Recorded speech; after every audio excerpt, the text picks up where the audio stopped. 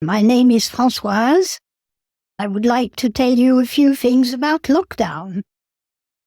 Strange experience altogether, both personally and as a member of the community I belong to. It had lots and lots of different layers. I learned all sorts of things about myself.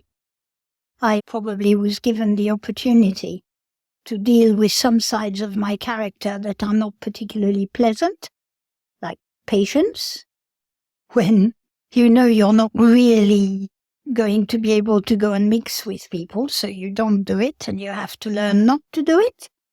I spend a lot of time outside and did then. I was very fortunate because I was allowed by my GP to walk as much as possible, even though I was supposedly confined to barracks as not partially, but particularly vulnerable under one of those rules. But my GP said, no, it's fine. If you don't walk, you'll go completely nuts. So you go and walk. So I did. I also, that first summer, the weather was extraordinary, and I happened to be fortunate enough to have a garden, small garden, but a garden, and a beautiful cherry tree next door, and fruit trees, miniature ones or dwarf ones in my garden, and quite sculptural plants. So I painted a lot, and I painted in oils, which is something I can do outside, not inside. And it was, again, that was a voyage of discovery, even though I wasn't going anywhere physically. That was good. It also taught me more about the value of other people, their uniqueness. Nobody is replaceable. I know we're all replaceable when it comes to a job or a function or whatever else. But in reality, we are all so very different to some degree that we're not replaceable. We bring something that no one else can bring to the whole, and that impacted me very much. And I think it's something I've kept from the lockdown into now, and hopefully I will continue to do so. I also read quite a lot, which I'm sure many people did. I don't have television anyway. I didn't then, I still don't now. And I discovered also that when push comes to shove, we have an awful lot more resources than we think we do. So it was great in some ways.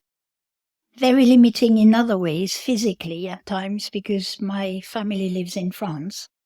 My dad is a very elderly gentleman with all his marbles, and not being able to see how he was and knowing they had lockdown too. My son lives in Italy. They had very severe lockdown, and worrying about them. That was quite hard, but obviously I'm not the only one in that situation. Yeah. On the whole, I sometimes think, would I have grown in the same way had we not had lockdown?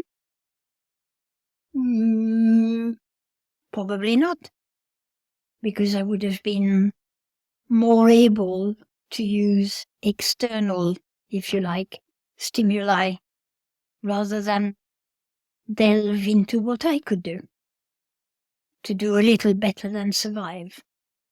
So even though it wasn't always particularly liberating, I've learned an awful lot from it, and hopefully some of that is standing me in good stead, as they say. So no, not altogether a negative experience.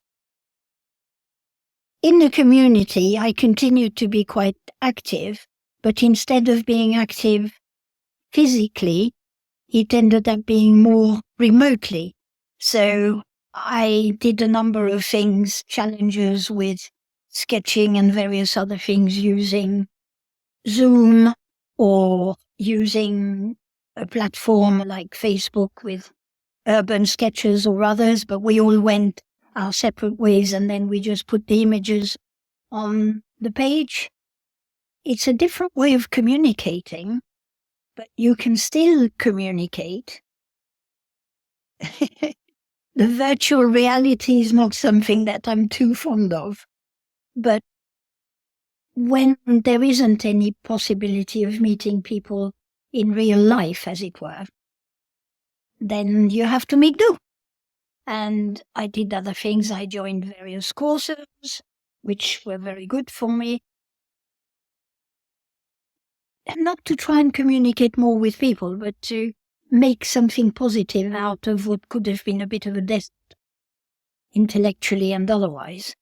I still took part in what I could, but remotely, online, because things changed. For example, the church I'm a member of, we started having meetings online instead of in person because that's all we could do. That was fine. They were incredibly creative, and the leaders of it found ways in which to involve people creatively. So you could write things in, you could send things in, you could put pictures, you could do all sorts of things. And that was very valuable, not just for me, but it also meant you kept in touch with people who mattered to you. Well, not necessarily family or friends. They're part of the community. The Folkestone winter shelter, which I've been associated with for many, many, many, many years, that was more difficult because obviously it ran in a completely different way. And because I was on the extremely vulnerable register, I wasn't allowed to do that. So I cooked instead. And somebody came and collected the food, and then it was taken to the places it was supposed to be at. That was good. It was one way still of being connected in the community. And I was also very fortunate because I was asked to start teaching again. So again, the learning curve was really steep. I'm not completely ignorant of Zoom and various other methods, but teaching purely online, when what I really thrive on is the real contact with people, that was hard, and it taught me all sorts of things, but it was great. It was good. And it also reminded me of the fact that we can learn something new.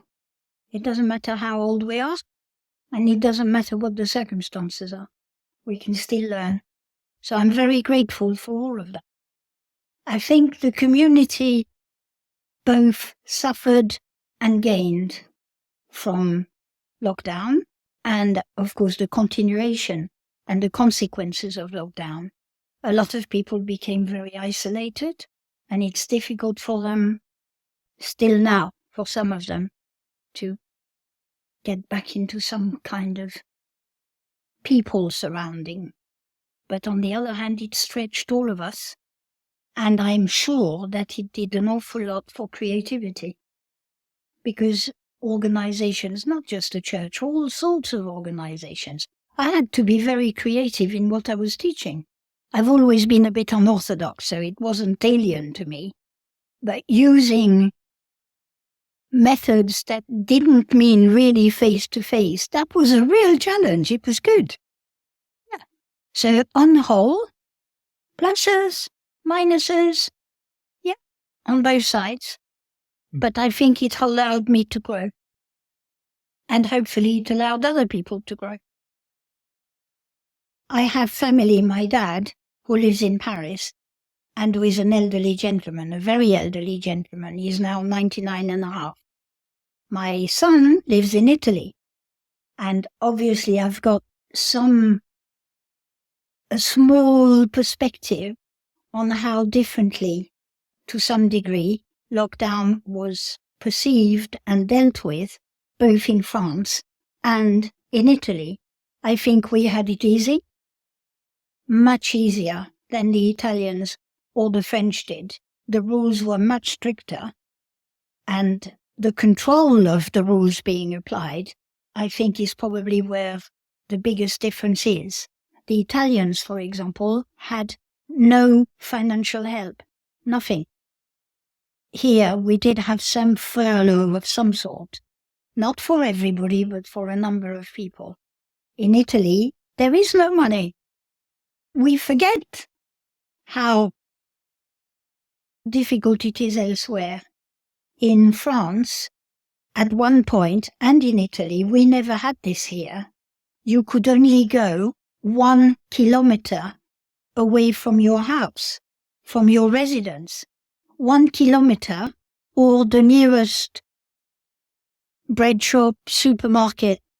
But that is all that was allowed. You had to have a piece of paper, a permit, which had to give you authorization to go anywhere, and you had to prove that you lived in that place and you were not exceeding the limits.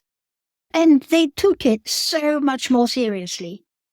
So I think here there was almost, with some people, there was almost the idea that, well, the rules are made, but they're not for me anyway, they're for everybody else. Which, being slightly rebellious, I do understand. But not when I know the cost elsewhere. That's not really terribly fair. I think the reporting of it, but that becomes very difficult. I have no proof, obviously.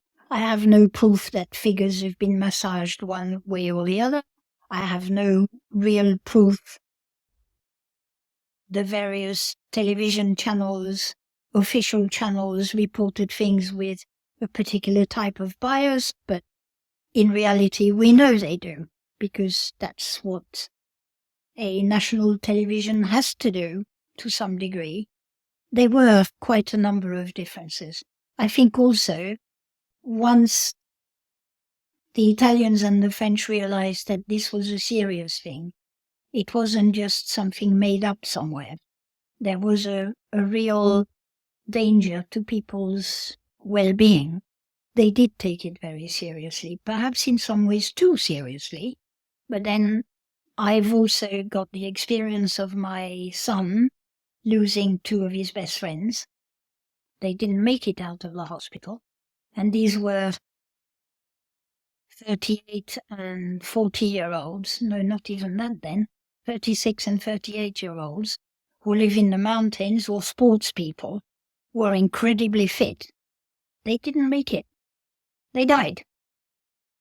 And that does make life a bit more difficult. I think also the other difference, perhaps, and this may not be politically correct, but never mind, is the way in which parallel ideas or parallel realities, to call it something else, were either pushed forward or denied or suppressed or misinformed.